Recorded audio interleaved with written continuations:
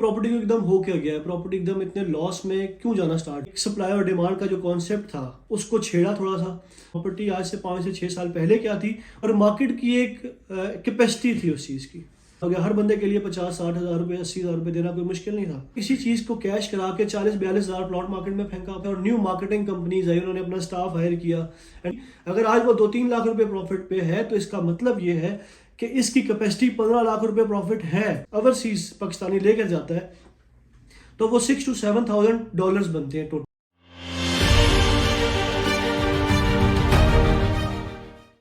अस्सलाम वालेकुम, this is Waqar Gauhar from Azha marketing. आज मेरा टॉपिक बहुत ही जेनेरिक है कि जो हर इंसान का सवाल है इस टाइम जिन लोगों ने पाकिस्तान की प्रॉपर्टी में इन्वेस्ट किया कि ये प्रॉपर्टी को एकदम हो क्या गया है, प्रॉपर्टी एकदम इतने लॉस में क्यों जाना स्टार्ट हो गई है और ये प्रॉपर्टी किस टाइम पे वापस गेन लेगी अपना। तो मैं स्टार्ट से चलूँगा प्रॉपर्टी के कॉन्सेप्ट से कि प्रॉपर्टी आज से 5 से 6 साल पहले क्या थी और आज प्रॉपर्टी में क्या कुछ चेंजेस आई हैं जिसकी वजह से ये प्रॉपर्टी इतनी ज़्यादा लॉस में जाना स्टार्ट हो गई है। 2015-16 की अगर मैं बात करूं तो 2015-16 में सिर्फ प्लॉट्स होते थे, फाइल कॉन्सेप्ट कोई भी नहीं था और लोग आते थे जो कुछ चंद प्रॉपर्टी डीलर थे और एक बहुत ही टिपिकल किस्म के डीलर हुआ करते थे और वो सिर्फ प्लॉट की सेलिंग एंड परचेजिंग किया करते थे। फिर 2016 के बीच में कॉन्सेप्ट आया फाइल सिस्टम, जो कि बहुत सारी सोसाइटीज़ ने लॉन्च करना शुरू की फाइल्स। एंड इसमें बहुत बड़े बड़े नाम इस्लामाबाद की प्रॉपर्टीज़ के जैसे कि पार्क व्यू सिटी और फैसल टाउन आया इसके बीच में। एंड देन इसके बाद कैपिटल स्मार्ट सिटी 2018 के बीच में आया। इन्होंने फाइल सिस्टम चलाना स्टार्ट किया कि लोगों को किस्तों के ऊपर प्लॉट देना स्टार्ट किया। ये बुकिंग करते थे 20 to 30% के साथ एंड देन इसके बाद 4-4.5 साल का इंस्टॉलमेंट प्लान लेके चलते थे और 4-4.5 साल के बाद इंस्टॉलमेंट प्लान मेच्योर होने के बाद किसी भी इन्वेस्टर को प्लॉट मिल जाया करता था।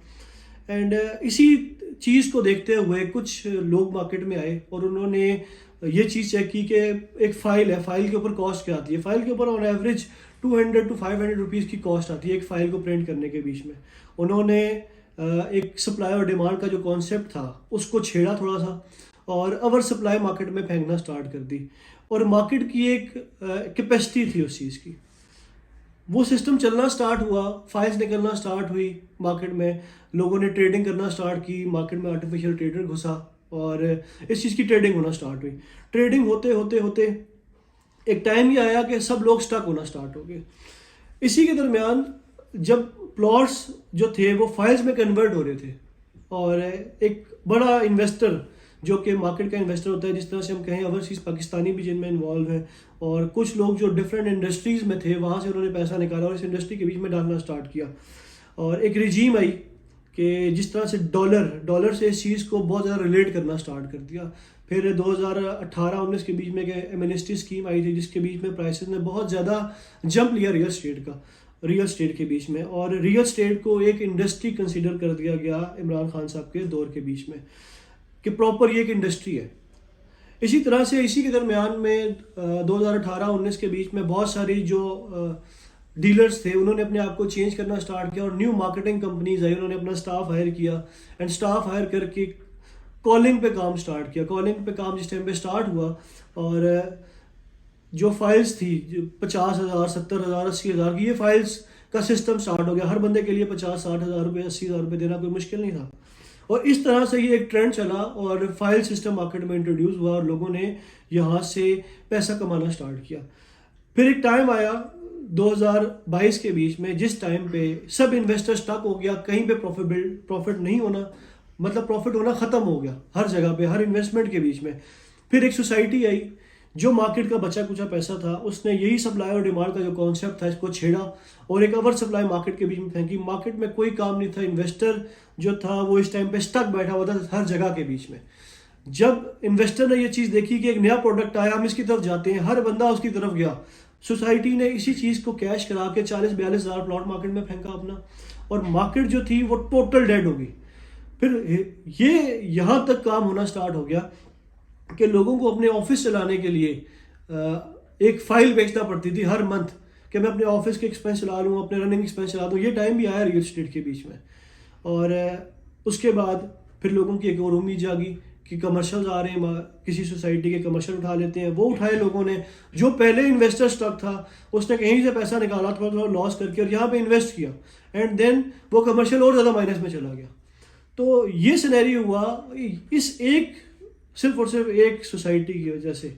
बाकी बहुत सारी इंडस्ट्री है जिसमें इफेक्ट आया कि लोगों ने ये कोशिश की कि यार मैं अपनी चीज़ लॉस पे ही बेच दूँ और अपने जो पैसे हैं उनको कैश करूं। इसी तरह सप्लाई बढ़ना स्टार्ट हुई, और डिमांड एंड सप्लाई का जिस टाइम भी कॉन्सेप्ट चेंज होता है, या जिस टाइम भी डिमांड एंड सप्लाई जो है ये हल्की सी भी इसका ट्रेंड चेंज होता है, सप्लाई मार्केट में ज़्यादा आ जाए और डिमांड कम हो जाए, देन प्राइसेस जो है डिक्रीज होना स्टार्ट होती हैं, और लोगों ने बहुत ज़्यादा पैनिक करना स्टार्ट कर दिया। इस टाइम पे मेरा यही एक सजेशन है कि जो लोग प्रॉपर्टी में इन्वेस्ट कर चुके हैं या इन्वेस्ट कर रहे हैं इस टाइम पे, ये टाइम वो है जो बाइंग का टाइम है। ये टाइम सेलिंग का टाइम नहीं है, ये पैनिक सेलिंग का टाइम नहीं है, ये टाइम है बाइंग करने का। जो चीज़ 15 लाख रुपए प्रॉफिट पे थी, अगर आज वो 2-3 लाख रुपए प्रॉफिट पे है, तो इसका मतलब ये है कि इसकी कैपेसिटी 15 लाख रुपए प्रॉफिट है, इसकी एक्चुअल कैपेसिटी 15 लाख रुपए प्रॉफिट है। तो आज जो इंसान 2 लाख रुपए प्रॉफिट के बीच में कोई चीज़ परचेज करेगा, तो डेफिनेटली जिस टाइम पे ये स्टेबिलिटी आनी है, तो 15 से 20 लाख रुपए उस चीज़ के ऊपर प्रॉफिट होना है, जो कि जेन्युइन प्रॉफिट है। ये आर्टिफिशियल मार्केट में सप्लाई ज़्यादा होने की वजह से इस टाइम पे ये रेट डिक्रीज हुए हैं। और इसी तरह से कुछ इन्वेस्टर जो फंसे हुए हैं इस टाइम पे, जिन लोगों ने पहले इन्वेस्ट किया जब डॉलर की प्राइस कम थी, एंड देन जब वो सेल आउट करते हैं, अगर उसने $10,000 इन्वेस्ट किया था, उसकी प्राइस आज वहीं पे है, तब भी वो जब निकाल के पैसा यहाँ से वापस ओवरसीज पाकिस्तानी लेकर जाता है, तो वो $6,000 to $7,000 बनते हैं टोटल, क्योंकि जो पाकिस्तान की करेंसी है ये डिवैल्यू होगी।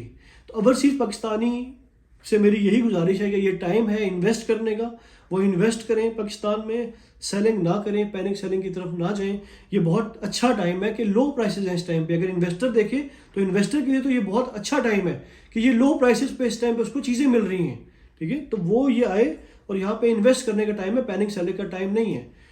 तो आपको प्रॉपर्टी से रिलेटेड कोई भी मशवरा चाहिए हो, अपनी चीज़ों की सेल या परचेज के हवाले से कोई भी मशवरा चाहिए हो, आप हमसे रब्ता कर सकते हैं। हमारे नंबर नीचे मेंशन है, और मज़ीद डिटेल्स हासिल करने के लिए किसी भी सोसाइटी के लिए हमसे रब्ता करें। Thank you so much.